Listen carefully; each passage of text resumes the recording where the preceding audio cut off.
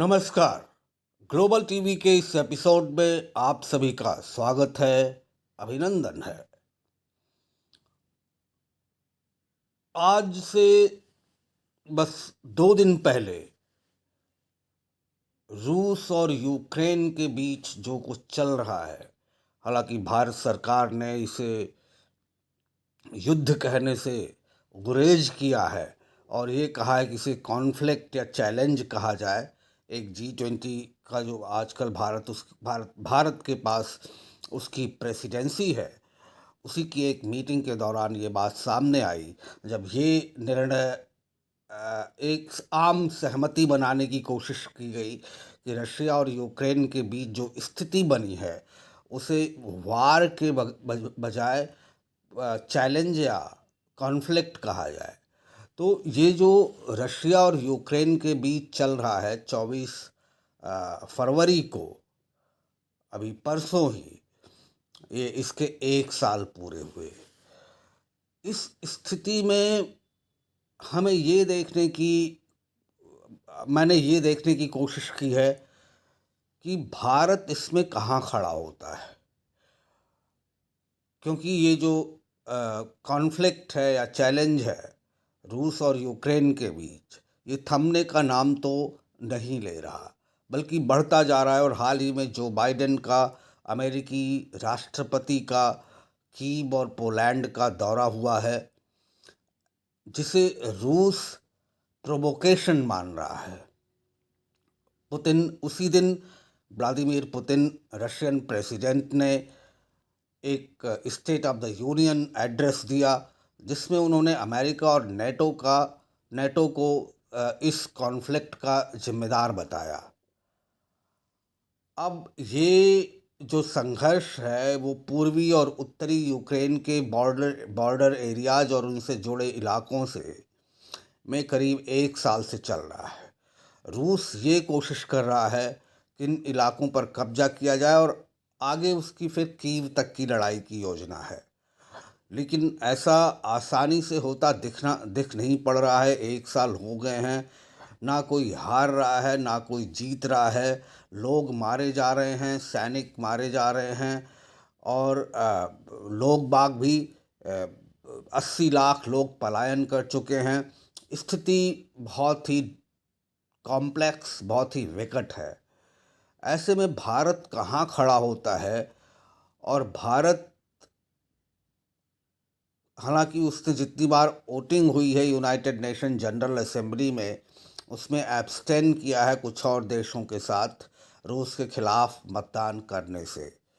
इसके लिए हमें ये जानना होगा कि भारत और रूस का संबंध ये कैसा रहा है और क्यों भारत के लिए रूस महत्वपूर्ण है। एक बात जो हम सभी जानते हैं वो ये कि रूस के स्ट्रेटजिक और डिफेंस का सबसे बड़ा मार्केट है भारत अपनी ज़रूरत की करीब 70% मिलिट्री इक्विपमेंट रूस से लेता है।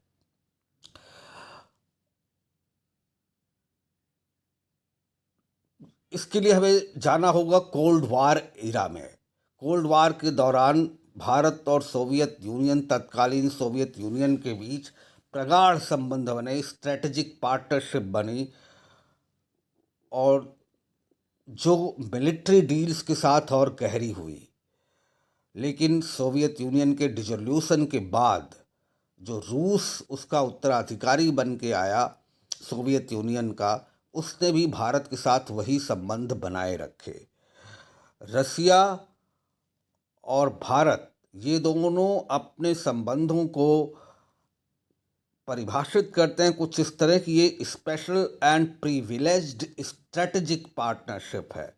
ये जो रशिया और भारत के बीच संबंध, या एफिनिटी अगर हम वर्ड इस्तेमाल करें तो ज़्यादा अच्छा होगा, ये special and privileged strategic partnership है। जब सोवियत यूनियन का डिसोल्यूशन हुआ तो यूनिपोलर वर्ल्ड सामने उभर कर आ रहा था और भारत भी उस यूनिपोलर वर्ल्ड के, यानी अमेरिका के नेतृत्व में जो यूनिपोलर वर्ल्ड उभर रहा था, अमेरिका के नज़दीक जा रहा था और अभी भी वो स्थिति बनी हुई है कि भारत अमेरिका के साथ अच्छे संबंध बनाए हुए है। लेकिन कुछ सालों बाद ये यूनिपोलर वर्ल्ड की व्यवस्था, अमेरिका की super power loan super power की जो स्टेटस थी वो ख़त्म हो गई और चाइना के राइज के साथ ये multipolar world, France, Germany, UK, कई सारे ध्रुव सामने आए और इसमें रूस ने मल्टीपोलर वर्ल्ड बनाने में बड़ी अहम भूमिका निभाई है और भारत उसके साथ है इस मल्टीपोलर वर्ल्ड को बनाने में। अब जो ये व्यवस्था चल रही है,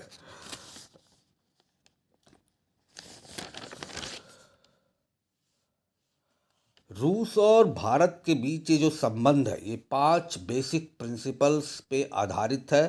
पहला है पॉलिटिक्स, दूसरा है डिफेंस, तीसरा है सिविलियन न्यूक्लियर एनर्जी, चौथा है एंटी टेररिज्म और पांचवा है आउटर स्पेस में के एक्सप्लोरेशन के लिए जो समझौते हुए।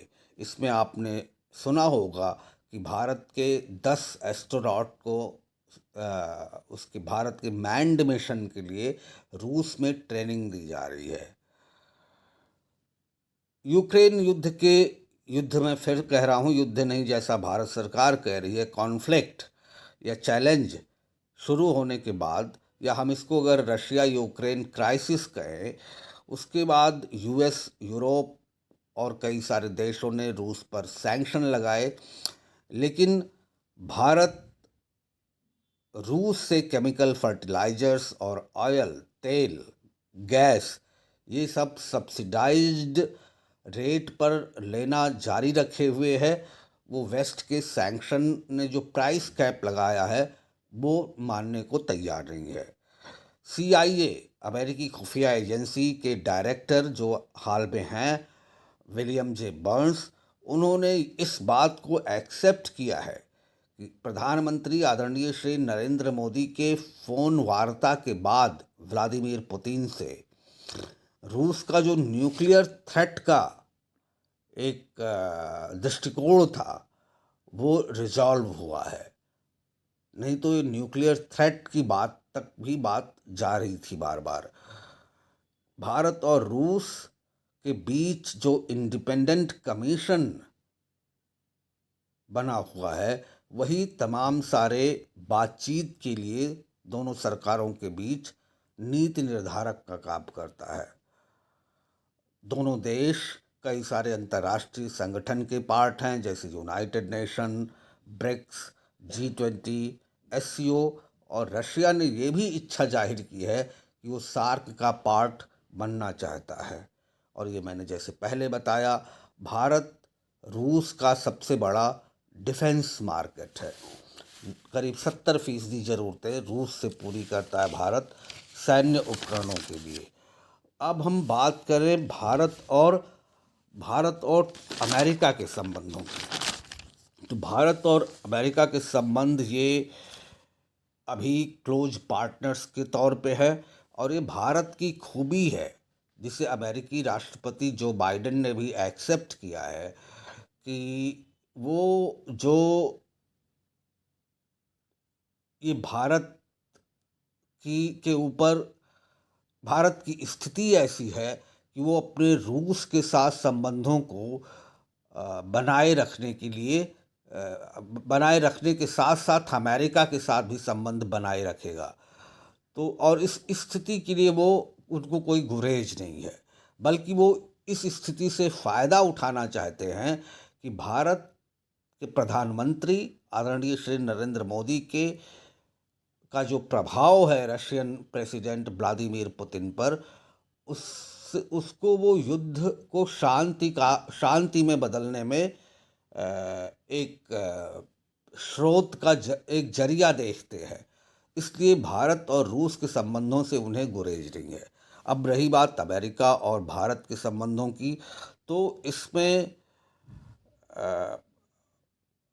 George W. बुश के समय से जो 43rd प्रेसिडेंट थे अमेरिका के, भारत और अमेरिका के बीच संबंध प्रगाढ़ बने हैं। सिविलियन न्यूक्लियर डील्स डील की वजह से अब वो क्लोज पार्टनर्स है और वो कई सारे कॉमन कंसर्न को शेयर करते हैं, जिसमें टेररिज्म, जिसमें पाकिस्तान के प्रति म्यूचुअल डिस्ट्रस्ट की जो भावना बनी हुई है, संदेह की भावना जो बनी हुई है, वो है। पाकिस्तान का न्यूक्लियर वेपन प्रोग्राम है और चाइना का जो इन्फ्लुएंस है इंडो पैसिफिक और साउथ चाइना सी में, इन सब के प्रति एक ही जैसा विचार दोनों देश रखते हैं। 1954 में यूएस ने अमेरिका ने पाकिस्तान को सेंट्रल ट्रीटी ऑर्गेनाइजेशन का पार्ट बनाया था, जिसने भारत को सोवियत यूनियन के साथ स्ट्रेटजिक और मिलिट्री रिलेशन रखने के लिए प्रेरित किया। 1961 में भारत वो नॉन अलाइंड मूवमेंट का फाउंडिंग मेंबर बना, जिसके जरिए वो दोनों महाशक्तियों से बराबर दूरी बनाए हुए था। संबंध तो बने हुए थे, लेकिन किसी के साथ मिलिट्रली शामिल ना होना पड़े या किसी ब्लॉक में उसको ना रखा जाए। और लगभग वैसी ही स्थिति अब बन रही है, जब रूस की जगह चाइना उभर रहा है और अमेरिका अपनी जगह है। और भी देश हैं, हालांकि दो ध्रुवीय व्यवस्था अब नहीं रह गई है, ये बहुध्रुवीय व्यवस्था बन गई है। तो निक्सन के एडमिनिस्ट्रेशन के दौरान पाकिस्तान का खुल के सपोर्ट किया अमेरिका ने 1971 वार के दौरान। और ये जो है, जो दूरी थी भारत और अमेरिका के बीच 1971 से सोवियत यूनियन के डिसोल्यूशन तक 1991 तक, इस वजह से बनी रही। जो सेंट्रल ट्रीटी ऑर्गेनाइजेशन का पाकिस्तान को पार्टनर बनाया, 71 के वार में अमेरिका ने खुल के भारत की बजाय पाकिस्तान को सपोर्ट किया। 1990 में सोवियत यूनियन के डिसोल्यूशन के बाद भारत ने यूनिपोलर वर्ल्ड की व्यवस्था को एक्सेप्ट किया, लेकिन 21st सेंचुरी के शुरू होने के साथ ही भारत ने बहुध्रुवीय व्यवस्था को अपनाया और इसके लिए रूस बहुत बड़ा ट्रिगर पॉइंट था, क्योंकि उसने उस व्यवस्था को चैलेंज किया और मल्टीपोलर वर्ल्ड बनाने में भारत के साथ वो खड़ा हुआ। और अब चाइना भी एक महाशक्ति है, उसके साथ भारत के रिलेशन कैसे हैं ये भी हम समझेंगे। जॉर्ज डब्ल्यू बुश के दौरान भारत और अमेरिका ने सिविलियन न्यूक्लियर डील साइन की। अब आते हैं जो मैं कह रहा हूँ भारत और चीन के संबंधों के बारे में। ये ऐतिहासिक संबंध और पीसफुल संबंध चाइना और भारत के बीच रहे हैं। हजारों सालों से ट्रेड रहा है सिल्क रूट के जरिए, और भी चीज़ें रही, सांस्कृतिक संबंध रहे हैं। वर्ल्ड वार 2 के दौरान चाइना और ब्रिटिश इंडिया दोनों ने जापान की प्रोग्रेस को हाल्ट किया था। तो ये सारी बातें तो अपनी जगह हैं, और पीसफुल रिलेशन भी रहे। लेकिन कई सारे, जब ये चाइनीज कम्युनिस्ट पार्टी 1949 में अस्तित्व में आई और उसने चाइना से रिपब्लिक ऑफ चाइना को ख़त्म करके पीआरसी बनाया, पीपल्स रिपब्लिक ऑफ चाइना, तब से लेके 1962 में भारत और चाइना के बीच एक युद्ध हुआ है। 1967 में नाथुला पे एक झड़प हुई है, गलवान और तवांग हुआ है। तो ये इन सब बातों को ध्यान में रखते हुए भारत और चीन के बीच बॉर्डर डिस्प्यूट बने हुए हैं। इसके बावजूद ट्रेड भी है दोनों देशों में, और भारत और चीन का ट्रेड कई देशों से बहुत बढ़िया है। सीसीपी या Chinese Communist Party of PRC, People's Republic of China, ये हजारों साल पहले के सिल्क रूट को रिवाइव करना चाहती है, जो लगभग 2/3 वर्ल्ड को कवर करता है और चाइना को 2/3 इकोनॉमी में मोनोपोली लाने के लिए वो उस रास्ते पे ले जाएगा। वर्ल्ड वार 2 के दौरान जैसे मैंने बताया, चाइना और ब्रिटिश इंडिया दोनों ने जापान की प्रोग्रेस को हॉल्ट करने की कोशिश की,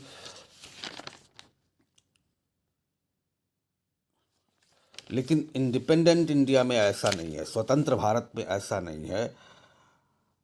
जो मॉडर्न इंडिया के रिलेशन चाइना के साथ 1950 में शुरू हुए, और तभी भारत ने रिपब्लिक ऑफ चाइना की जगह PRC, People's Republic of China को एक्सेप्ट किया, और पीपुल्स रिपब्लिक ऑफ चाइना या सीसी, चाइनीज कम्युनिस्ट पार्टी की गवर्नेंस को लेजिटिमेट तरीके से एक्सेप्ट किया मेनलैंड में और ताइवान में।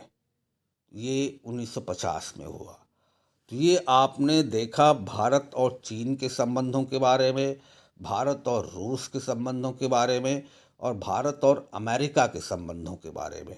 अब इसी से आप अनुमान लगा सकते हैं कि भारत की स्थिति चल रहे रूस और यूक्रेन क्राइसिस में क्या है, और वो क्यों इस तरह के स्टैंड ले रहा है, जिसका अमेरिका को कभी कभी बुरा लगता है, लेकिन उसने खुल के एक्सेप्ट किया है। जैसे मैंने बताया, CIA के डायरेक्टर विलियम जे बर्न्स तक ने कहा है कि भारत के प्रभाव का, रूस पर जो भारत का प्रभाव है, आदरणीय प्रधानमंत्री नरेंद्र मोदी का प्रेसिडेंट पुतिन पर, उसका उपयोग शांति लाने के लिए किया जा सकता है। तो इसी के साथ इस एपिसोड में इतना ही। आगे फिर किसी मुद्दे पर चर्चा होगी। तब तक दीजिए विदा। नमस्कार, धन्यवाद, जय हिंद।